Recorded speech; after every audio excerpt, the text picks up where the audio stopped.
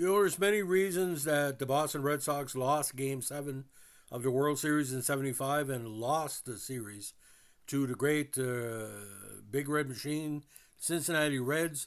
They were leading 3-0 until a series of unfortunate events, no pun intended, put them in a situation where they needed to score one more run to secure the World Series, and they couldn't do it. Now, in Game 7, bad managing by Daryl Johnson, who basically set it up where he didn't have a competent reliever available in the ninth inning to try to secure the victory, and some bad fielding and some bad pitchers from Bill Lee put it all into focus for the Reds and out of focus for the Red Sox. But when you're relying on a rookie pitcher with only 29 games in his career and a guy that was more like a slider curveball pitcher rather than a fastballer, kind of a poor man's Bill Lee. They could have went with Reggie Cleveland, who came in later in the ninth inning when they lost on Morgan's bloop single game-winning RBI. But putting all the pressure on Jim Burton, it wasn't his fault he lost the game. It was just the fact is he was called upon to hold Cincinnati in the ninth inning in an unfortunate series of events. He couldn't. He didn't give up 2 runs. He gave up 1 run, and Reggie was called in, our Canadian player. And, they couldn't make a comeback in the ninth inning. Juan Benitez was going to do it, and Armstrong and Yaz didn't do anything in the ninth inning, his last at-bat. Now, we're going to go into Burton's career in a second, but I want to talk a little bit about Game 7. The game was scoreless until the third when Don Gullett experienced control problems. After giving up an RBI single to Carl Yastrzemski, Gullett walked Carlton Fisk to load the bases. He then walked the great Rico Petrocelli and Dwight Evans to force 2 more runs before striking out Rick Burleson for the final out. Gullett pitched a scoreless fourth before being pushed out of the game for a pinch hitter, Merv Rudderman. He was relieved by Jack Billingham.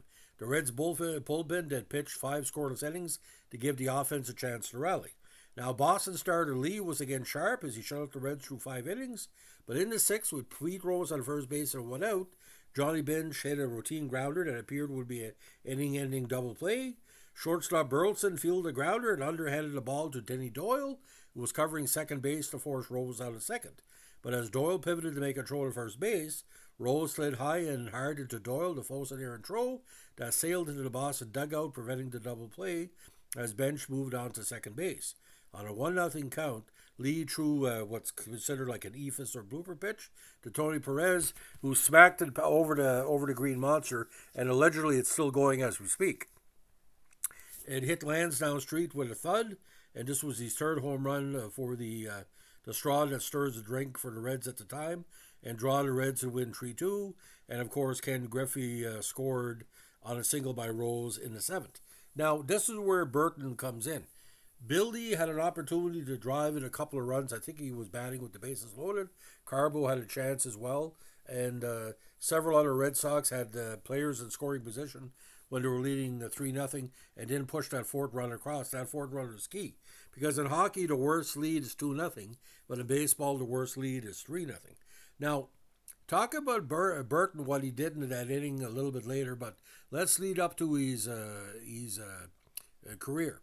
Now, the man who was born Jim Scott Burton was a middle relief pitcher who played for the Sox in 75, and he had an appearance in 77. 6'3", 175 pounds, and like I said, kind of a carbon copy of Bill Lee in style and pitching. He batted right-handed, but it was a lefty.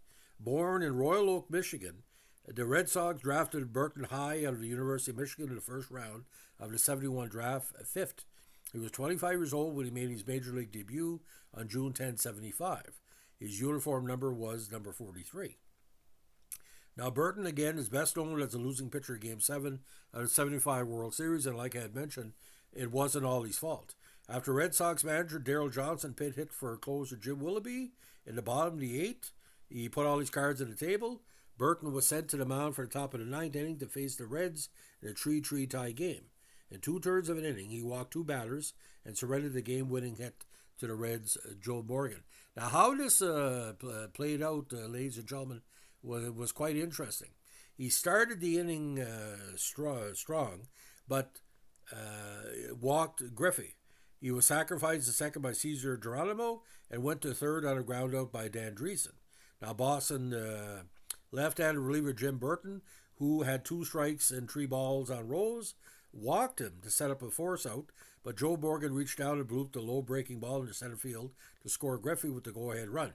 Again, he had Griffey on 2 strikes and he had Morgan on 2 strikes. This was the second time in the series Rose would intentionally walk prior to Morgan driving in the game-winning run. Morgan, who was a 75 NL MVP, also knocked in the game winner in Game 3. Now, Will McEnany, of course, wiped it up in the inning. But here's how it's really weird. I've rewatched that inning, and like he had good stuff, but there was a call earlier in the Rose at bat that should have been a strike. Wasn't called a strike. So, but to not have everybody left, and he should have taken out Wilby, and I don't think Dick Drago was available at the time. And it's kind of weird because Burton had talent. And we'll get to that in a second. He had, I think, 29 games in the regular season with an OK ERA of under 3.5. Now, he was eventually traded by the Red Sox for Leo Foster to the Mets in '78. Now, in his 2-season career, he had a 1-2 record with a 2.70 ERA and 1 save in 38 games pitched. He played 29 games in 75 season with 53 innings pitched and a 2.89 ERA. Again, his 1 save came on September 13, 75, in the second game of a Red Sox doubleheader against the Brewers. He pitched 1 2/3 scoreless innings and nailed down a 6-3 victory for the Brewers. And, of course, Burton saved the game for starting pitcher Reggie Cleveland. Now, of course, Clay Carroll took the win in that key contest, but unfortunately, Jim's not around to explain his side of the story as he died in Charlotte, North Carolina at the age of 64. Now, some people call him a GOAT and all that. I don't think so. Like I said, he was just a young middle reliever at the time. He was only, 25 years old. He would have been good to come in like for mop-up in the 7th or 8th inning. But they put too much pressure on to make up for like Bernie Carbo. He told me that when I interviewed him in the Woodstock region before. He said we all had a chance to put Boston to 4 or 5 runs ahead.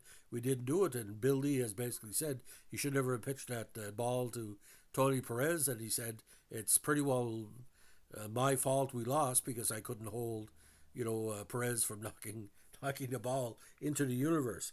So, ladies and gentlemen, if anybody asks you who's the guy that lost the game against the Reds in 75, tell them, yeah, he lost statistically, but, he pitched 2/3 that inning, then Cleveland came in, and Cleveland almost gave up a couple of runs too. I think the bases were loaded.